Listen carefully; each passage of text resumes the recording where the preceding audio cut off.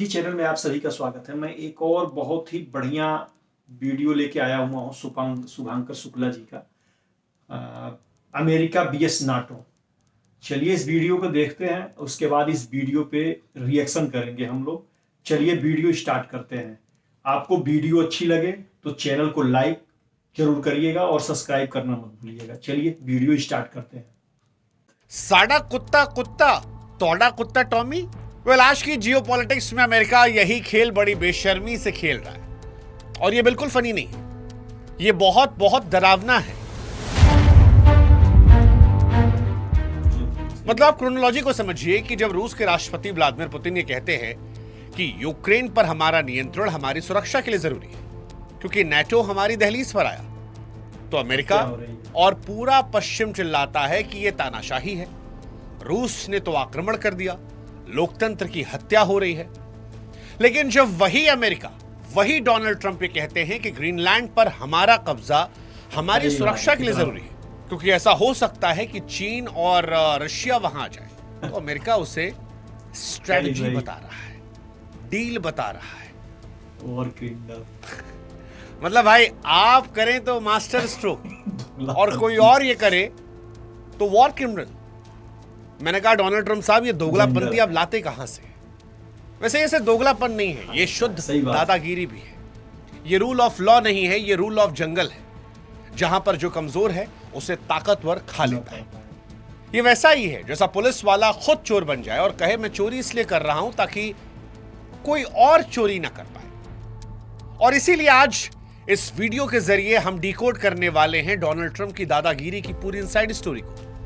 हम ये समझेंगे कि डोनाल्ड ट्रंप, अमेरिका ने आखिर क्यों 8 जिगरी दोस्तों की गर्दन पर टैरिफ की तलवार लगा दी है। हम ये जानेंगे कि ग्रीनलैंड में बर्फ के नीचे क्या ऐसा है जिसके लिए डोनाल्ड ट्रंप पागल हो रहे हैं। उस सीक्रेट शहर का राज जानेंगे जिसे दशकों तक दुनिया से छिपाया गया। हम आपको इस वीडियो में बताएंगे कैसे 75 साल पुराना नेटो गठबंधन जो सोवियत संघ भी नहीं तोड़ पाया, वो आज अपने घर की लड़ाई में बिखरने को तैयार है। और साथ में सबसे जरूरी बात, इस वीडियो के अंत में हम ये भी समझेंगे कि ग्रीनलैंड की लड़ाई जो है वो भारत के अरुणाचल प्रदेश और चीन के लिए खतरे की घंटी कैसे है। इससे पहले इस कहानी की हम शुरुआत करें, हमारी आपसे गुजारिश है कि आप हमारे व्हाट्सएप चैनल से जरूर जुड़िएगा।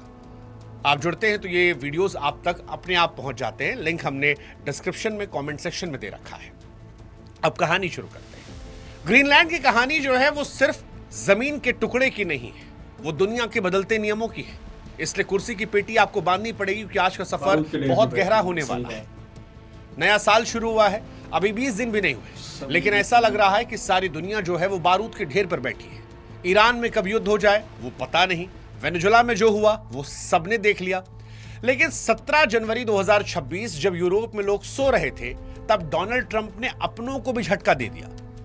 डोनाल्ड ट्रंप ने एक फरमान जारी किया जिससे वॉशिंगटन से लेकर ब्रुसेल्स तक हड़कंप मच गया।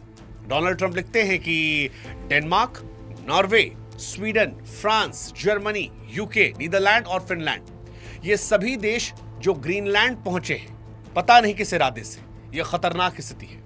इसलिए जब तक ग्रीनलैंड की पूर्ण और कुल खरीद के लिए डील नहीं हो जाती, तब तक 1 फरवरी से इन पर 10% टैरिफ और 1 जून से 25% टैरिफ लगाता हूं। नहीं मानी। डोनाल्ड ट्रंप नेटो के देशों पर टैरिफ लगा रहे थे, वैसे ही जैसे भारत पर लगाया था जब भारत ने उनकी बात नहीं मानी थी। अब डोनाल्ड ट्रंप का ये जो ऐलान था ये अचानक नहीं था, इसके पीछे ईगो फैक्टर था क्योंकि इन 8 देशों ने डोनाल्ड ट्रंप के ईगो को डेंट कर दिया था, वो ठोकर मारी थी जो अंदर चुभ रही थी। असल में अमेरिका ने जब ग्रीनलैंड को खरीदने या कब्जाने की शुरुआती धमकियां दी, तो यही वो 8 यूरोपीय देश थे जिन्होंने डेनमार्क के साथ कहा कि हम खड़े रहेंगे, मजबूती से रहेंगे। और ये मजबूती दिखाने के लिए नेटो के उसूलों का सम्मान करते हुए इन 8 देशों ने अपने सैनिक जो हैं वो ग्रीनलैंड भेज दिए। इनडायरेक्टली ये अमेरिका को एक बड़ा संदेश था कि ग्रीनलैंड अकेला नहीं है, हाथ मत लगाना। लेकिन ट्रंप जो अपने ईगो के लिए जाने जाते हैं, ना खाता ना बही, जो हम सोच रहे हैं बस वही सही, उन्होंने इसे अपनी शान के खिलाफ मान लिया। उन्होंने कहा अच्छा तुम मेरे खिलाफ सेना भेज रहे हो, रुको मैं तुम्हारी इकोनॉमी को तोड़ता हूं। और सजा मुकर्रर कर दी गई। 1 फरवरी से इन सभी 8 देशों के सामानों पर 10% एक्स्ट्रा टैरिफ लगा दिया गया। धमकी दी गई कि अगर 1 जून तक ग्रीनलैंड को लेकर अमेरिका के मन मुताबिक समझौता नहीं हुआ, यानी ग्रीनलैंड अमेरिका को नहीं सौंपा गया, तो यह टैरिफ बढ़कर 25% कर दिया जाएगा। और ये 25% किसी दुश्मन देश पर नहीं लगाया गया, ये उन दोस्तों पर लगाया गया है जो पिछले 75 सालों से हर युद्ध में अमेरिका के कंधे से कंधा मिलाकर रहे थे। अगर इसे और आसान भाषा में समझाना हो तो ये वैसा है जैसा आपका अमीर पड़ोसी अपनी एसयूवी आपके घर के बगीचे में पार्क कर दे, और जब आप कहें कि भाई साहब ये गलत तरीका है, तो कहे सुनो, अगर गाड़ी पार्क नहीं करने दोगे ना तो मैं तुम्हारे घर की बिजली पानी कनेक्शन काट दूंगा। डोनाल्ड ट्रंप वही काम कर रहा है। आप इसे हफ्ता वसूली का ग्लोबल वर्जन कह सकते हैं। हालांकि ग्रीनलैंड की लड़ाई अब सिर्फ नेताओं के बंद कमरों की लड़ाई नहीं रह गई है, इसका असर सड़क पर भी दिख रहा है। जब हम और आप ये बात कर रहे हैं तो ग्रीनलैंड की राजधानी में, डेनमार्क की राजधानी में सर्द सड़कों पर जनसैलाब उमड़ पड़ा है। आपको जानकर हैरानी होगी कि कड़ाके की ठंड में भी हजारों लोग वहां सड़कों पर उतरे और वो ग्रीनलैंड का लाल सफेद झंडा लेकर चिल्ला रहे हैं कि सुनो Donald Trump, Greenland is not for sale, Greenland बिकाऊ नहीं है। उधर 20,000 से अधिक लोग ऐसे भी हैं जो अमेरिकी दूतावास की तरफ मार्च कर रहे हैं। वो पोस्टर लगा रहे हैं कि हैंड्स ऑफ ग्रीनलैंड। ये सिर्फ विरोध नहीं है, ये एक छोटे से देश की अपने अस्तित्व बचाने की चीख है। हालांकि इस तस्वीर का एक दूसरा पहलू भी है। कई जियोपॉलिटिकल एक्सपर्ट्स का यह मानना है कि डोनाल्ड ट्रंप ये ग्रीनलैंड बम जानबूझकर फोड़ रहे हैं ताकि अमेरिका में हो रहे विरोध प्रदर्शनों और उनकी जो कुख्यात एप्स्टीन फाइल्स आई थी, जिसमें उनके नंग धड़ंग तस्वीरें, वीडियोस और उनके कारनामे थे, उससे लोगों का ध्यान भटकाया जा सके। अमेरिका की सड़कों पर भी लोग प्रदर्शन कर रहे, तख्तियां लिए खड़े हैं जिन पर लिखा है कि focus on Epstein files, not on Greenland. दरअसल ट्रंप की सरकार जो है घरेलू मोर्चों पर घिरी पड़ी है। जब घर में आग लगी हो तो पड़ोसी के घर में पत्थर फेंकना पुरानी पॉलिटिक्स का हिस्सा है। अपनी सरकार के खिलाफ हो रहे स्कैंडल को दबाने के लिए, जनता को डिस्ट्रैक्ट करने के लिए ट्रंप को एक नया वेनेजुएला चाहिए था, एक नया दुश्मन, और ग्रीनलैंड इसी का बकरा बना है। ट्रंप प्रशासन सिर्फ डिस्ट्रैक्शन नहीं मानता, वो इसे एक फैंसी नाम दे रहा है, गोल्डन डोम प्रोजेक्ट। ये $175 बिलियन का एक प्रस्तावित मिसाइल डिफेंस सिस्टम है। व्हाइट हाउस का यह तर्क है कि अमेरिका को चीन और रूस की हाइपरसोनिक मिसाइल से बचाने के लिए ग्रीनलैंड पर उनका पूरा नियंत्रण जरूरी है। उनका यह कहना है कि हमें वहां रडार और इंटरसेप्टर्स लगाने हैं, लेकिन यह तर्क पूरी तरह खोखला है, क्योंकि सच ये अमेरिका के पास 1951 के समझौते के तहत वहां पहले से ही पिटूफिक स्पेस बेस है। अमेरिका के पास पहले से ही वो पूरा मिलिट्री एक्सेस है। तो सवाल ये कि किस बार कब्जा करने की जिद क्यों, और क्या 75 साल पुराना भाईचारा जो नेटो का था वो इस जिद की भेंट चढ़ेगा? देखिए, सबसे बड़ा सवाल जो आज पूरी दुनिया को डरा रहा है वो नेटो को लेकर है कि क्या नेटो, जो दुनिया का सबसे शक्तिशाली सैन्य गठबंधन है, वो टूटने के कगार पर है। इस खतरे को समझने के लिए हमें थोड़ा पीछे जाना पड़ेगा और यह समझना पड़ेगा कि नेटो है क्या और बनाया क्यों गया था। तो कहानी शुरू होती है 1945 में। दूसरा विश्व युद्ध खत्म हो चुका था, हिटलर हार चुका था, लेकिन यूरोप पूरी तरह बर्बाद हो गया था। शहर के शहर मलबे में तब्दील हो गए थे। उस समय दुनिया में सिर्फ 2 दादा बचे थे, एक तरफ अमेरिका और दूसरी तरफ सोवियत संघ। सोवियत संघ की लाल सेना ने आधे यूरोप पर कब्जा कर रखा था। पश्चिमी देशों को डर था कि आज सोवियत संघ रुका है, कल वो अपनी टैंक लेकर हमारे घरों में घुस जाए। इस डर से बचने के लिए यूरोप के देश अमेरिका के पास गए, कहा भैया बचा लो हमें, हम अकेले सोवियत संघ से नहीं लड़ सकते। तब 4 अप्रैल साल 1949 को वॉशिंगटन डीसी में एक संधि हुई और 12 देशों ने मिलकर कसम खाई कि आज से हम एक परिवार हैं। नेटो का एक ही नियम था जो उसकी आत्मा है, आर्टिकल 5। यह आर्टिकल कहता है कि अगर हमारे किसी एक सदस्य देश पर किसी मुल्क ने भी हमला किया तो यह हमला हम सभी मुल्कों पर माना जाएगा और हम सब मिलकर उस दुश्मन को मारेंगे। इसी डर की वजह से पिछले 75 सालों में सोवियत संघ या रूस ने कभी किसी नेटो देश पर सीधे हमला करने की हिम्मत नहीं की। लेकिन आज 2026 में किस्मत का खेल देखिए, जिस अमेरिका के लिए यूरोप ने खून बहाया था, आज वही अमेरिका आर्टिकल 5 की धज्जियां उड़ा रहा है। आज धमकाने वाला कोई बाहरी रूस या चीन नहीं है, बल्कि खुद वही अमेरिका है जिसने मिलकर नेटो बनाया था। अब आप कल्पना कीजिए, ग्रीनलैंड जो है डेनमार्क का हिस्सा है और डेनमार्क नेटो का सदस्य। अगर अमेरिका जो नेटो का हेड है वो अपनी सेना भेजकर ग्रीनलैंड पर कब्जा करने की कोशिश करता है, तो बाकी के देशों क्या करना चाहिए? नेटो के नियम के मुताबिक ब्रिटेन, फ्रांस, जर्मनी को डेनमार्क की मदद करनी चाहिए और अमेरिका के खिलाफ लड़ना चाहिए। लेकिन क्वेश्चन है कि क्या ये मुमकिन है? क्या फ्रांस और ब्रिटेन अमेरिका पर परमाणु बम गिराएंगे? जवाब है नहीं। और यही वो विरोधाभास है जहां से नेटो टूट रहा है, क्योंकि जब रक्षक ही भक्षक बन जाए तो सुरक्षा की गारंटी का कोई मतलब नहीं रह जाता। यूरोपियन यूनियन ने इमरजेंसी मीटिंग बुलाई, पता लगा कि खतरनाक स्थिति है। फ्रांस के राष्ट्रपति कह रहे कि हम झुकेंगे नहीं, लेकिन सच्चाई यह है कि जिस टेबल पर बैठकर वो रूस से लड़ने की रणनीति बनाते थे, आज उसी टेबल पर एक दूसरे का गला काटने को तैयार है। ये नेटो के भीतर सिविल वॉर जैसा है। और ऐसा नहीं कि ये सारी बातें सिर्फ हवा में हो रही हैं, अमेरिका भी पूरी तैयारी में है। 12 जनवरी के आसपास फ्लोरिडा के रिपब्लिकन कांग्रेसमैन रैंडी फाइन ने अमेरिकी संसद में एक खतरनाक बिल पेश किया, जिसका नाम है Greenland annexation and statehood act. ये बिल कोई मजाक नहीं, ये बिल राष्ट्रपति ट्रंप को व्हाटएवर स्टेप नेसेसरी, यानी जो भी जरूरी कदम हो वो उठाने की असीमित ताकत देता है, चाहे वो नेगोशिएशन हो, आर्थिक नाकेबंदी हो या फिर मिलिट्री एक्शन। यानी बंदूक लोड हो चुकी है, कानून बन चुका है, बस ट्रंप का ट्रिगर दबाना बाकी है। अब एक सवाल आपके जहन में आ सकता है कि ग्रीनलैंड क्यों? क्या सच में अमेरिका को वहां रूस और चाइना की मिसाइलों का डर है? जवाब है नहीं, ये सिर्फ दिखावे का है। जवाब बर्फ के नीचे छिपा है, अरबों खरबों डॉलर का खजाना। ग्रीनलैंड का 80% हिस्सा बर्फ से ढका है, लेकिन ग्लोबल वार्मिंग ने इस बर्फ को पिघलाना शुरू कर दिया है और पिघलती बर्फ के नीचे रेयर अर्थ मिनरल्स का भंडार है। आज की दुनिया तेल पर नहीं, चिप्स और बैटरियों पर चलती है। आपका आईफोन हो, टेस्ला कार हो या फिर F-35 फाइटर जेट, सबको चलने के लिए ये मिनरल्स चाहिए। फिलहाल इन पर चीन का राज है। अमेरिका जानता है कि भविष्य का तेल यही मिनरल है और ये खेल सिर्फ सरकार का नहीं, बड़े बड़े अरबपति जैसे बिल गेट्स, पीटर थील भी ग्रीनलैंड के खनिजों में पानी की तरह पैसा बहा रहे हैं। कोबाल्ट मेटल्स जैसी कंपनियां वहां खुदाई की तैयारियां कर रही हैं। उन्हें पता है कि भविष्य का सोना यहीं छिपा है।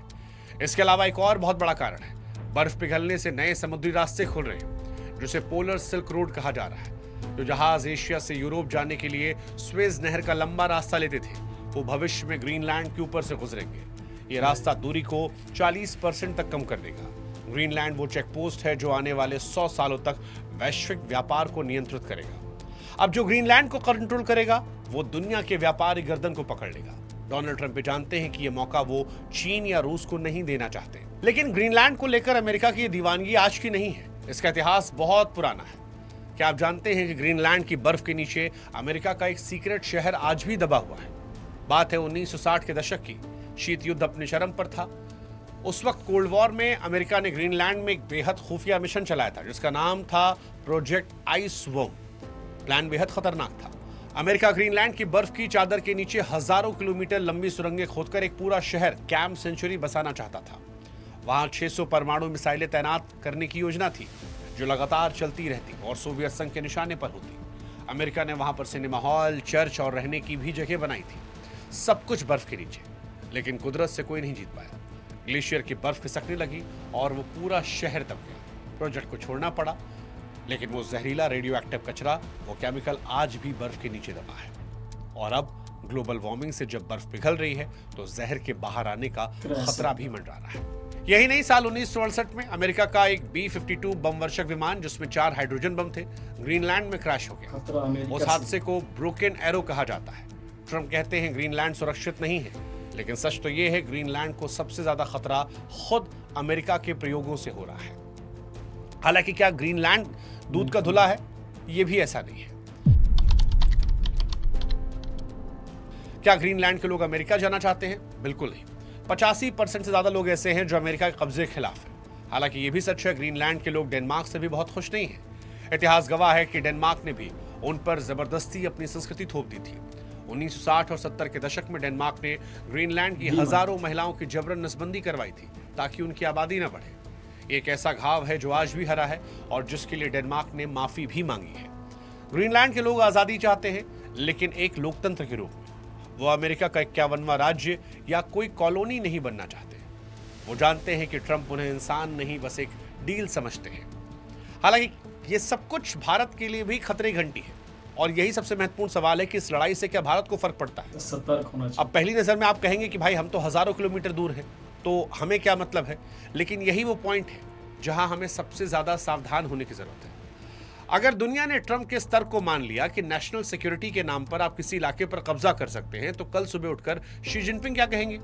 चीन कहेगा कि भैया अरुणाचल प्रदेश, जिसे वो अपना साउथ तिब्बत कहता है, वो हमारे लिए खतरा है, वो भारत पर अटैक करने के लिए सोच सकता है। नेशनल सिक्योरिटी के लिए कहेगा कि अरुणाचल पर कब्जा करना जरूरी है, हम हमला नहीं कर रहे, हम तो बस गोल्डन शील्ड बना रहे। एक नई तरह की प्रथा की शुरुआत हो जाएगी जहां दुनिया के सारे देश आपस में लड़ने झगड़ने लगेंगे।